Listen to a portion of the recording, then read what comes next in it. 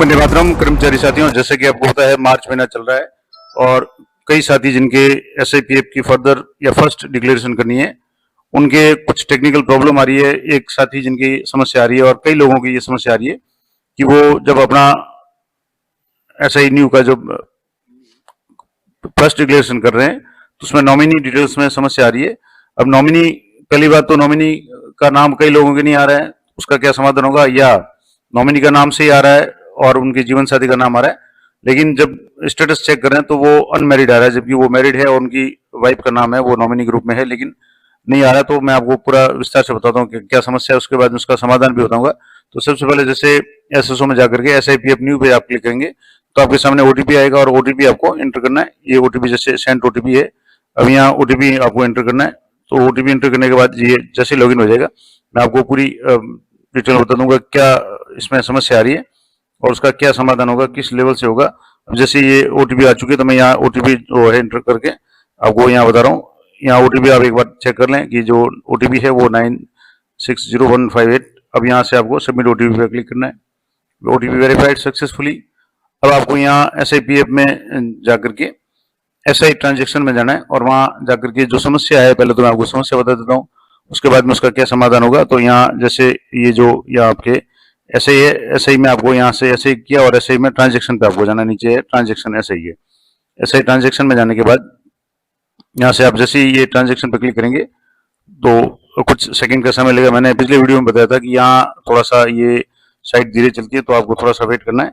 SI transaction पे आप जैसे क्लिक करेंगे ये जैसे खुलेगा और इसके बाद में यहाँ आपको डिक्लेरेशन पे जाना है। अब यहाँ डिक्लेरेशन में जाने के बाद में अब यहाँ से जैसे एक तो फर्स्ट है और एक फर्दर है। अब जैसे इनके फर्स्ट डिक्लेरेशन सही था, लेकिन फर्दर में क्या समस्या आ रही है, यहाँ से जैसे फर्दर डिक्लेरेशन यहाँ कर रहे हैं तो यहाँ जो मैं आपको यहाँ करके बता देता हूँ, यहाँ से जैसे इसको फर्दर को कर रहे हैं, हालांकि इन्होंने सबमिट नहीं किया है, लेकिन यहाँ जैसे ही इसको डाउनलोड कर रहे हैं तो यहाँ जो स्टेटस है वो अनमेरिड आ रहा है। यहाँ जैसे ही आप देखेंगे वैवाहिक स्थिति, अब यहाँ विभाग एलिमेंट्री एजुकेशन प्राइमरी जो भी आ रहा है पोस्ट भी सही आ रही है, लेकिन यहाँ वैवाहिक स्थिति में अनमेरिड आ रहा है, जबकि ये मैरिड है। इनके जो नॉमिनी है उसमें भी नॉमिनी का नाम है, वाइफ का नाम लिखा हुआ है, लेकिन अनमेरिड आ रहा है। तो इसका समाधान कहाँ से होगा?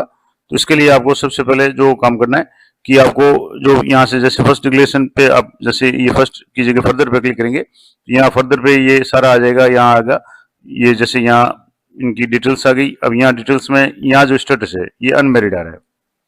अब यहाँ अनमेरिड आ रहा है, इसको आप यहाँ से अपने एम्प्लॉय लेवल से किसी तरीके से सही नहीं कर सकते। ये अनमेरिड आ रहा है, इसको यहाँ एडिट करने का कोई ऑप्शन नहीं है। तो अब इसके लिए आपको कहाँ जाना पड़ेगा, तो मैं आपको वापस डिटेल में बताऊंगा और समाधान करके भी बताऊंगा कि यहाँ मैरिड अनमेरिड की जगह मैरिड आ जाना चाहिए। उसके बाद आप जब अप्लाई करेंगे तो वो प्रिंट से आएगा, नहीं तो अभी जैसे प्रिंट में ये अनमेरिड आ रहा है। तो इसका समाधान है कि आप सबसे पहले जो भी आपकी डीडीओ है उन डीडीओ की आईडी में जाएं और डीडीओ की आईडी पे जाकर के यहाँ से लॉगिन करना है।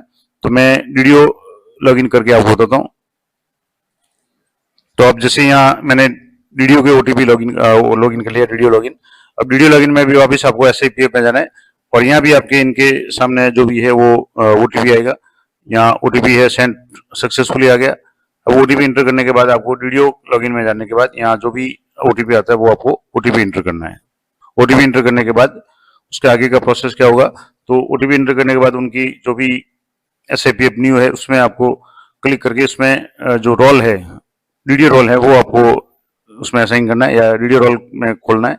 उसके बाद आप एम्प्लॉय को सर्च करना है। तो पूरी डिटेल में ये डीडीओ जो आईडी है उन पे ओटीपी आ चुका है, यहाँ ओटीपी इंटर करके सबमिट करना है। ओटीपी सक्सेसफुली वेरीफाइड, आपको ओके पे क्लिक करना है। अब इसके बाद में यहाँ इनका जो एसआई है और एसआई में जाकर यहाँ एसआईपीएफ जो नहीं खोल दिया इसमें स्विच रोल में जाना है। अभी जैसे ये थोड़ा सा साइट समय ले रही है, तो यहाँ जैसे स्विच रोल में जाएंगे और यहाँ से आपको डीडीओ रोल है वो असाइन करना है। यहाँ से जैसे मैं वापस डीडीओ रोल है, यहाँ डीडीओ रोल असाइन कर रहा हूँ। अब आपको सबसे पहले डीडीओ रोल में जाने के बाद में एम्प्लॉय जो डिटेल्स है इसमें जाना है और एम्प्लॉय डिटेल्स में जाने के बाद में आपको यहाँ मैं आपको बता देता हूँ, यहाँ से जैसे एम्प्लॉय है, यहाँ एम्प्लॉय है, एम्प्लॉय को सिलेक्ट करना है और बेसिक अपडेट एम्प्लॉय डिटेल्स। अब इसमें से सबसे पहले जैसे मान लो बेसिक अपडेट है, इसमें जाएंगे तो पहले तो आपको एम्प्लॉय की जो आईडी है वो आपको एंटर करनी है। यहाँ जैसे मैं एम्प्लॉय की आईडी है वो एंटर करके बता रहा हूँ ताकि आप एम्प्लॉय को सर्च कर सकें। अब जैसे दो ऑप्शन हैं, बेसिक अपडेट वाला है और एम्प्लॉय डिटेल्स। अब मान लो जैसे मैंने यहाँ जो एम्प्लॉय की आईडी है वो यहाँ एंटर की और आईडी एंटर करने के बाद आपको चेक करना है कि इनकी जो आईडी में यहाँ शो हो रहा है या नहीं हो रहा है। यहाँ से जैसे मैं ये आईडी एंटर करके सर्च पर क्लिक कर रहा हूँ तो कौन कौन सी डिटेल्स यहाँ शो हो रही है। अब यहाँ जैसे जो डिटेल्स है, अब इसमें यहाँ आप देखेंगे तो एम्प्लॉय का नाम आ गया, फादर का नाम है। अब यहाँ मैरिटल स्टेटस में अनमेरिड आ रहा है, यहाँ आप देखेंगे तो ये अनमेरिड आ रहा है। अब आपको यहाँ अनमेरिड की जगह इसको मैरिड करना है, तो यहाँ आपके चेक बॉक्स है।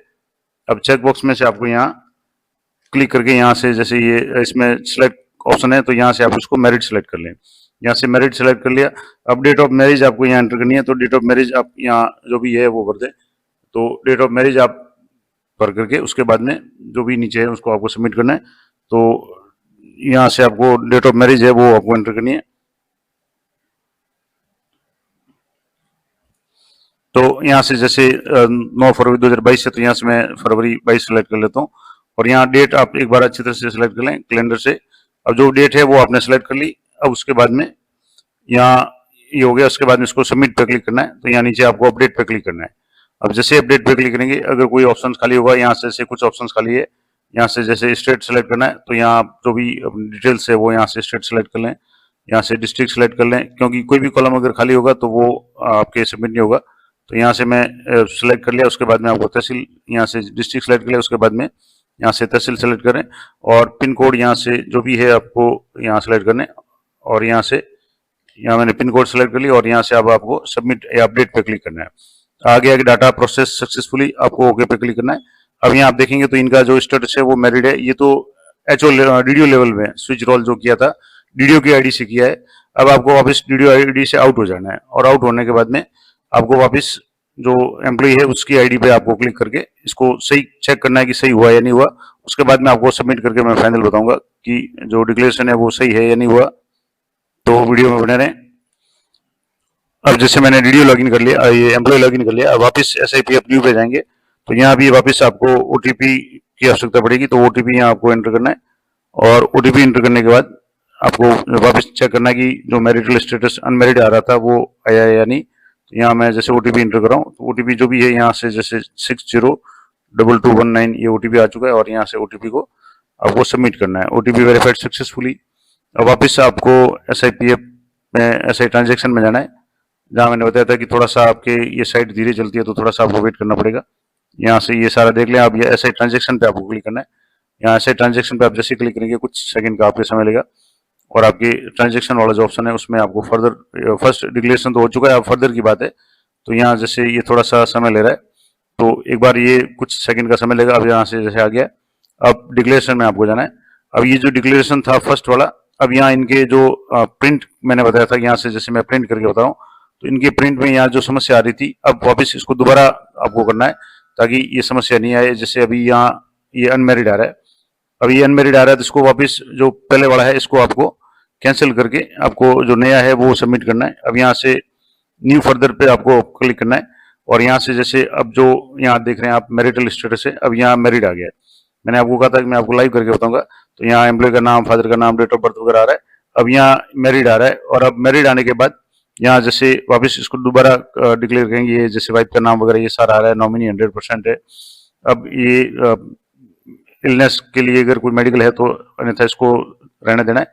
अब इनका जो भी करंट प्रीमियम था वो जैसे 5000 था, अब इनका प्रीमियम जैसे मान लो यहाँ जो 5000 किया था, 2200 से 5000 किया था। अब आपको यहाँ जो बेसिक पे है करंट प्रीमियम है, अब यहाँ से आपको 5000 ही सिलेक्ट करना है, लेकिन इसको आपको दोबारा सबमिट विद करना है, क्योंकि ये जो पहले जो किया था वो थोड़ा सा गड़बड़ था, तो इसको आपको सही करना था। अब जैसे फर्स्ट जो अभी जो किया था उसमें जैसे 5000 यहाँ जैसे इनका 2200 से 5000 किया था, लेकिन अब कार्मिक इच्छा है कि 5000 की जगह 7000 पूरा कर दिया जाए, यानी मैक्सिमम कर दिया जाए। तो यहाँ वापस इसको यहाँ से नीचे स्क्रॉल करेंगे, बेसिक जैसे अभी है, और यहाँ करंट प्रीमियम 5000 तो अपडेट हो चुका है। अब यहाँ से इसको आपको 7000 सेलेक्ट करना है, और 7000 सेलेक्ट करने के बाद में चेक बॉक्स से क्लिक करके आपको सबमिट विद आधार OTP करना है। तो ये ऑप्शन पूछेगा OTP सेंड टू सक्सेसफुली, और यहाँ आपको OTP है वो एंटर करना है। तो यहाँ OTP आप एंटर कर लें, ओके पे आपको क्लिक करना है, और यहाँ एक कंसेंट है कि I hereby give my consent to SIPF to obtain my Aadhaar number for authentication with UDI। तो ये आधार OTP है, यहाँ से आपको जो भी आधार OTP आता है वो आपको सबमिट करना है, और सबमिट करने के बाद आपका जो फर्स्ट डिक्लेरेशन है वो क्लियर हो जाएगा। अब मान लो जैसे ओटीपी नहीं आता तो यहाँ रिसेंट ओटीपी से भी आप कर सकते हैं। अभी जैसे ओटीपी आ चुका है तो मैं यहाँ ओटीपी एंटर कर रहा हूँ 74 और 9999, ये आ गया और यहाँ से आपको सबमिट ओटीपी पे क्लिक करना है। अब यहाँ सबमिट ओटीपी पे क्लिक करेंगे तो ओटीपी वेरीफाइड सक्सेसफुली ओके पे आए और यहाँ योर एप्लीकेशन अब डाउनलोड पे जाना है। अब यहाँ डाउनलोड आप जैसे क्लिक करेंगे तो ये जैसे डाउनलोड हो गया। अभी जैसे मैंने आपको पहले बताया था जो पहले वाला था ये फर्स्ट डिक्लेरेशन वाला जो या फर्दर वाला था, अब यहाँ इनके जो समस्या आ रही थी कि यहाँ जो स्टेटस है वो अनमेरिड आ रहा था। यहाँ आप देखेंगे तो ये अनमेरिड आ रहा था। ये मैं और आपको थोड़ा सा और जूम करके बता देता हूँ। यहाँ जो स्टेटस था वो अनमेरिड आ रहा था। अब मैं वापस यहाँ दोबारा मैंने इसको वापस नए सिरे से किया है जहाँ इनका जो स्टेटस है वो मैरिड आ रहा है, स्टेटस मैरिड आ रहा है। इसके अलावा जो भी नॉमिनी डिटेल्स वगैरह ये सारी आ रही है और आधार ओटीपी से ये वेरीफाई हो चुका है। अभी इनको ये इसकी कोई कॉपी है आप अपने जो भी डीडीओ है उनको दे दें ताकि वो IFMS 3.0 पे इसकी डिडक्शन उसको अपडेट कर सके।